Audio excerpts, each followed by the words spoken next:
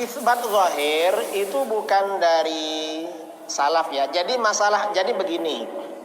Di dalam Al-Qur'an dan hadis berkaitan dengan zat-zat Allah, itu istilahnya ada ayat-ayat atau hadis-hadis mutasyabihat. Ayat atau hadis mutasyabihat itu artinya ayat atau hadis yang tidak jelas maknanya. Maknanya tidak jelas. Kemudian kebalikan dari mutasyabihat, ada ayat-ayat atau hadis-hadis muhkamat. Muhkamat ini artinya ayat-ayat atau hadis-hadis yang jelas maknanya, tidak menimbulkan keganjilan di dalam hati. Ini muhkamat. Nah, menyikapi ayat-ayat mutasyabihat ini umat Islam ya, ini ada 3 pendekatan di kalangan umat Islam. Apa pendekatannya? Ahlus sunnah wal jamaah menyikapi ayat mutasyabihat pendekatannya ada 2. Ada pendekatan tafwid, ada pendekatan takwil. Tafwid itu artinya menyerahkan makna ayat mutasyabihat itu sesungguhnya hanya Allah yang Maha tahu. Itu tafwid namanya. Takwil artinya mengarahkan ayat atau hadis itu pada makna yang tidak zahir, pada makna yang tidak zahir karena ada dalil. Itu namanya takwil. Misalnya seperti Ar-Rahmanu 'alal 'arsy istawa. Tuhan yang Maha Pengasih beristiwa kepada arsy atau beristiwa di atas arsy.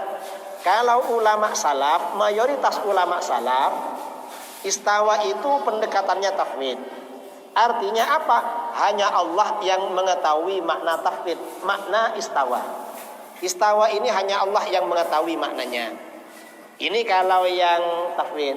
Ada yang takwil. Kalau yang takwil bagaimana?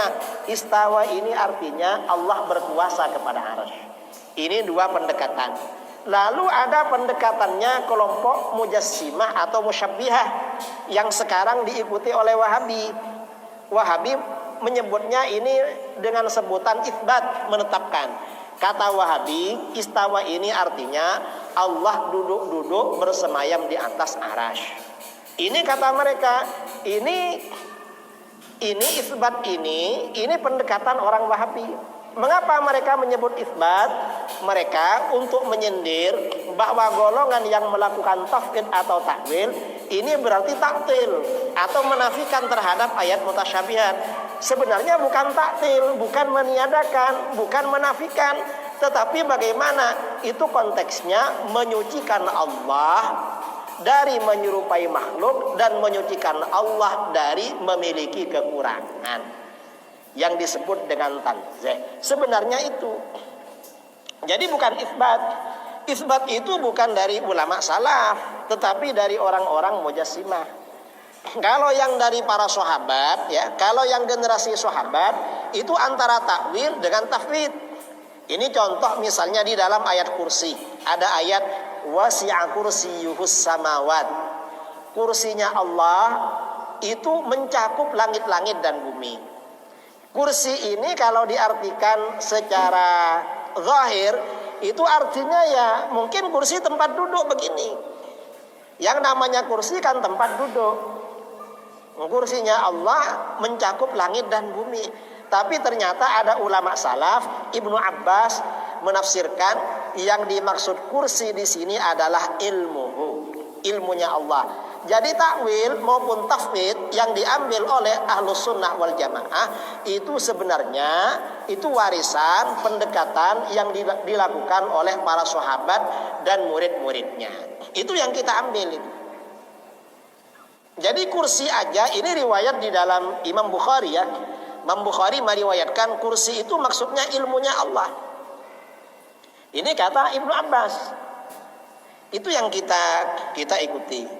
Dan banyak contoh-contoh takwil atau isbat atau tafwid yang terjadi perbedaan di kalangan umat Islam antara Ahlus Sunnah wal Jamaah di satu sisi dengan kelompok Wahabi di sisi yang lain.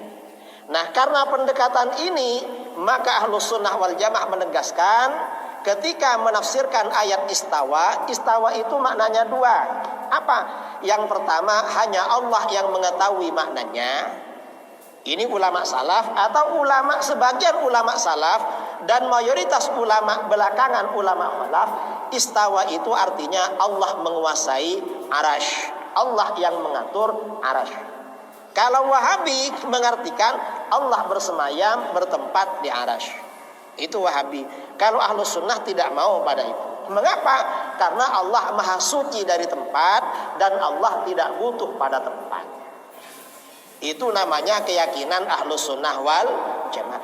Dan ini keyakinannya umat Islam yang selalu menebarkan kedamaian, menyebarkan Islam kemana-mana.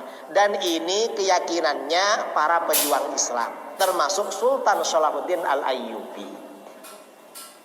Wa'alal birri wattaqwa wa la ta'awanu 'alal ismi wal 'udwan. Wattaqullah innallaha syadidul 'iqab. Ayat yang muhkam tetapi sebagiannya mutasyabihat. Ar-Rahmanu 'alal 'arsy istawa. Ini muhkam. Seluruh sifat-sifat Allah muhkam. Ayat-ayat yang berbicara tentang sifat-sifat Allah muhkam karena berjalan sesuai dengan lugatul Arab. Orang Arab kenal istiwa itu berada di atas. Ala wartafa. Ala berada di atas. Nggak ada yang menerjemahkan orang Arab itu menerjemahkan bahwa istiwa itu istaula. Nggak ada.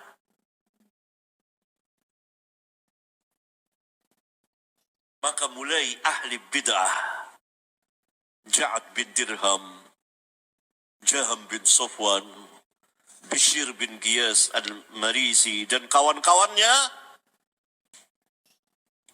mulai mengikuti ayat kaifiyahnya ini. Dia rubah sehingga jadi istaula, menimbulkan fitnah dan mencari ta'wilnya. Padahal ayat itu jelas. Yang mutasyabihat kaifiyahnya. Maka dipulangkan kepada yang muhkam. Apa yang muhkam? Allah tabaraka wa ta'ala. Orang meyakini zatnya ada. Tetapi orang tidak bertanya bagaimana zat Allah. Nah, pembicaraan mengenai sifat cabang dari pembicaraan mengenai zat Allah. Kalau kepada zat Allah kita tidak bertanya kaifa, bagaimana, demikian juga kepada sifat. Itu salah satu contoh yang menarik yang dengannya timbul bid'ah besar dalam Islam. Bersilsilah bid'ah itu meniadakan, menafikan sifat istiwa Allah 'alal 'arsy, yang kemudian merembet akhirnya mereka mentakwil sifat-sifat Allah. Tangan Allah ditakwil kekuasaan, turunnya Allah ditakwil rahmat, turunnya rahmat bukan ini dan seterusnya. Seperti yang Rabbuna katakan, mereka mencari fitnah dan mencari ta'wilnya. Fahzaruhum, hati-hati. Nah, ini manhaj yang rusak. Beda dengan kaum salaf. Para sahabat itu manhajnya, kalau antum mau tahu, pertama mereka berjalan dan beredar bersama Alkitab dan Sunnah, tidak keluar dari itu. Tidak keluar dari Al-Quran dan Sunnah. Tetapi mereka memahami Alkitab dengan Sunnah. Tidak seperti Khawarij. Khawarij juga berpegang dengan Al-Quran, tetapi mereka memahaminya bukan dengan Sunnah Nabi SAW, tetapi dengan ra'yu mereka. Mereka tafsirkan sendiri. Ayat itu dibawa kepada kemauan mereka. Inil hukmu illa lillah. Ketika mereka menolak tahkim Ali dan Muawiyah, tidak ada hukum kecuali kepunyaan Allah. Berarti pembatalan segala hakim manusia. Maka dijawab oleh Ali, kalimatu haqqin urida biha batil. Yang kau bawakan kalimat yang hak, tetapi yang kau maui adalah kebatilan. Itu kalimat hak, itu firman Allah, haqqun. Yang salah apanya? Pemahamannya. Lihat para sahabat itu. Yang kedua, mereka berjalan sesuai dengan fitrah yang Allah fitrahkannya. Karena itu ketika mereka mendengar Allah Subhanahu wa taala berfirman begini dalam Al-Qur'an, mereka menerimanya karena berjalan sesuai dengan fitrah yang ada yang Allah telah tetapkan. Fa'akim wajhaka lid-dini hanifa fitratallahi allati fatara an-nasa 'alayha la tabdila li khalqillah. Yang ketiga, mereka berjalan sesuai dengan akal mereka tadi. Yang sahih dan sarih, bukan akal yang sakim, yang sakit dan ittirab. Yang terakhir, berjalan sesuai dengan lugatul Arab. Karena Al-Quran turun dalam bahasa Arab. Dan mereka tidak pernah keluar dari lugatul Arab. 4 asas ini cara beragama kaum salaf radhiyallahu anhum jami'an. Tidak keluar dari 4 ini.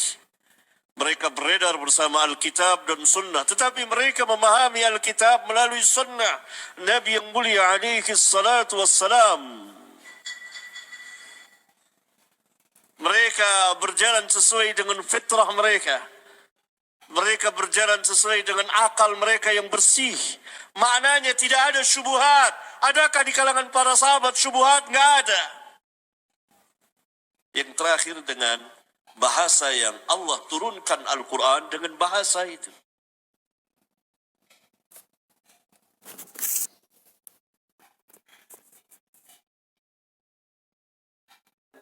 وتعاون